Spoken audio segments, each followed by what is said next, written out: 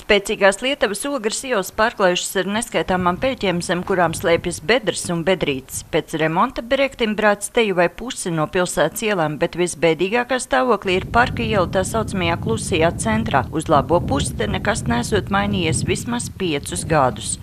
Viņš ar vienu bedraināks, jo laika apstākļi arī tādi lietaini, un tad kļūst viņš bedrains. Nav jau ilgi, viņi tur aizlāp tās bedrītes, bet ilgi jau tas nav.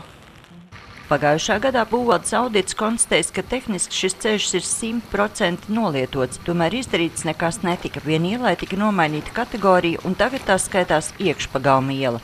Jā, plānos un ja ir projekts arī ir šai te ielai, bet, diemžēl, tie līdzekļi tomēr nav pietiekoši, lai mēs atjaunotu visas ielas, kas ir uzprojektētas.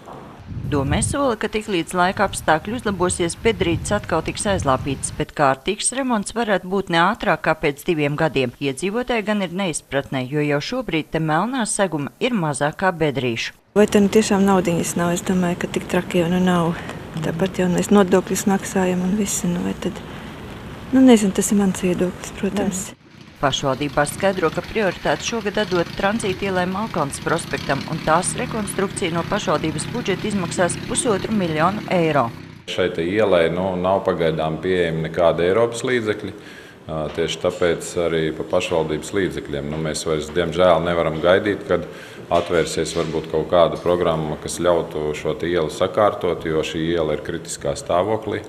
Arī visas komunikācijas, kas ir zem šīs ielas, ir kritiskā stāvoklī, un vairāk gaidīt mēs nevaram. Darbus Malkalnes prospektā plānots uzsākt šovasar un pabeigt 2 gadu laikā, un tas arī ir vienīgais ceļu projekts, kas Ogrē šogad tiks īstenots. Sandra Leitāne, Andris Spāns, TV Spektrs.